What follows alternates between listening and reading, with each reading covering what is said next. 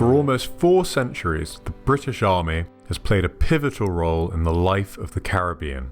The many wars between the great powers of Europe spread to their West Indian colonies. This is a story of 2 parts: the trials endured by British soldiers in the Caribbean, and the role West Indians have played in the history of the British Army.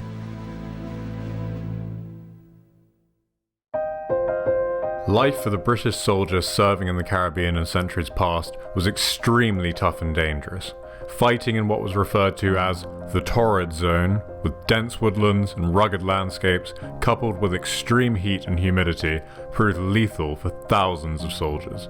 Worse still, disease was a constant threat. Illnesses including dysentery, elephantiasis, malaria and yellow fever claimed countless lives. In order to cope with the stresses of serving in the Caribbean, many soldiers turned to the bottle. However, this cheap rum was in effect really moonshine, created using lead distilling equipment which poisoned the drink itself. Many men thus met their ends of lead poisoning long before they contracted any other form of disease or met the enemy in battle. The presence of thousands of British soldiers had a great effect on the development of life in the Caribbean. Several British soldiers settled in the Caribbean, and many families can now trace their descent from these men. The most prominent family would be that of Mary Seacole, whose father was a Scottish captain in the British Army. Typical of their type, the soldiers were very proud of their partners and of their children.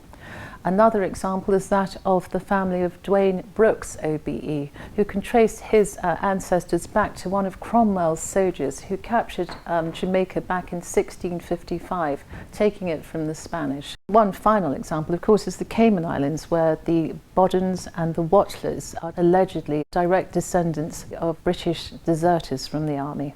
The British Army built many famous landmarks on the islands, which remain today, such as the Garrison Historic Area in Barbados and the impressive fortifications at Brimstone Hill in St. Kitts. Both of these are recognised as UNESCO World Heritage Sites. The British Army left an indelible mark on the culture and the language of the Caribbean. The built heritage was very much evident. They even scraped entire volcanoes off islands such as St. Kitts and replaced them with huge fortifications such as Brimstone Hill. In terms of language, I mean, even I was raised speaking Georgian military English.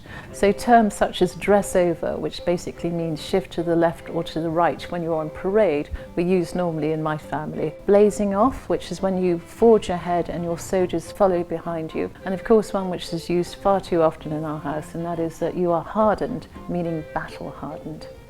Many West Indians also travelled to Britain and joined the army themselves. Wealthy white West Indian families bought their sons officers' positions. In the 18th and early 19th centuries, many British regiments recruited Caribbean men into their regimental bands.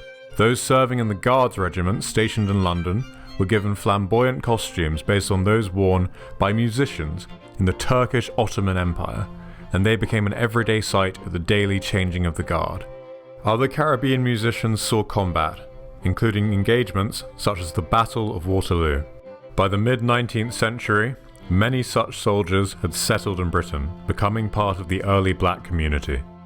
Contrary to popular belief, there were black soldiers serving as officers in the British Army over 100 years before Walter Tull and his contemporaries in the First World War. The most prominent among these was one William Ferguson, a Jamaican. He was sent by his father at a young age to study medicine in Edinburgh. He graduated from the Royal College of Surgeons in 1813 and went immediately into the army, where he had a successful 30-year-long career, eventually culminating in his appointment as governor of the British colony of Sierra Leone.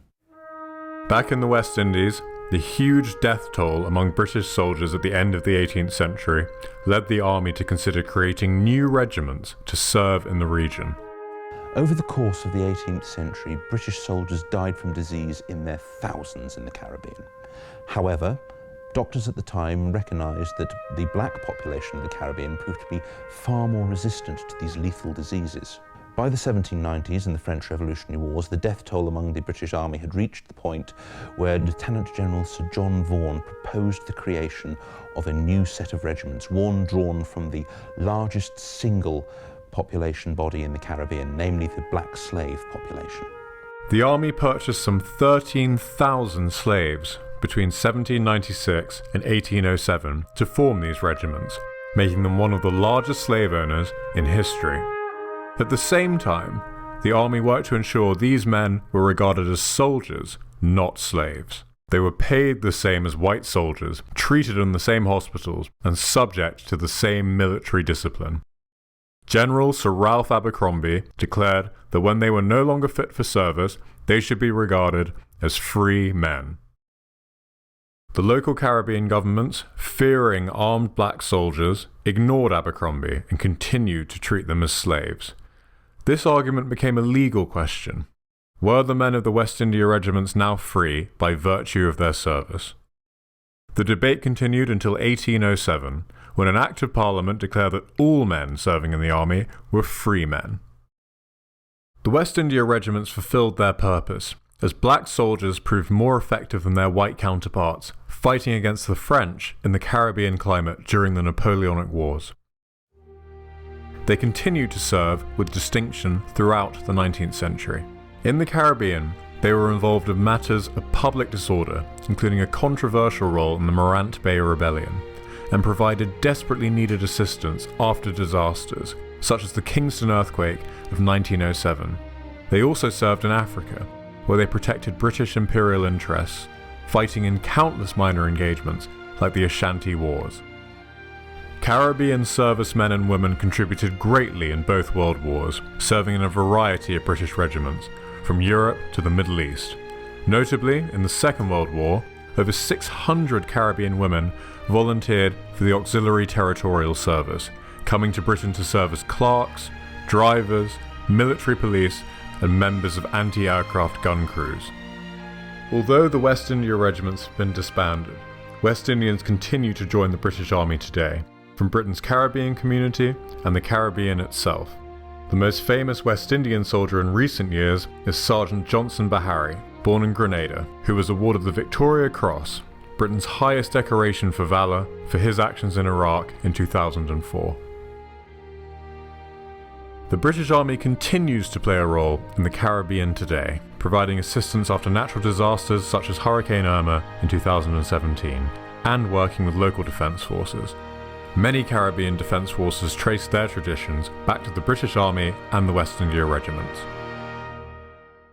Antigua and Barbuda was home to the British Army for several centuries. The British Army's traditions and practices were also inherited by our own Antigua and Barbuda Defence Force. Even today, the two military institutions still maintain close relations and cooperate in training and other matters of mutual interest.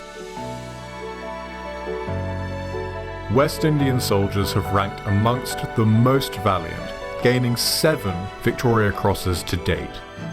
It is only right and fitting that we remember the West Indian soldier with gratitude for their immense contribution over the past 300 years.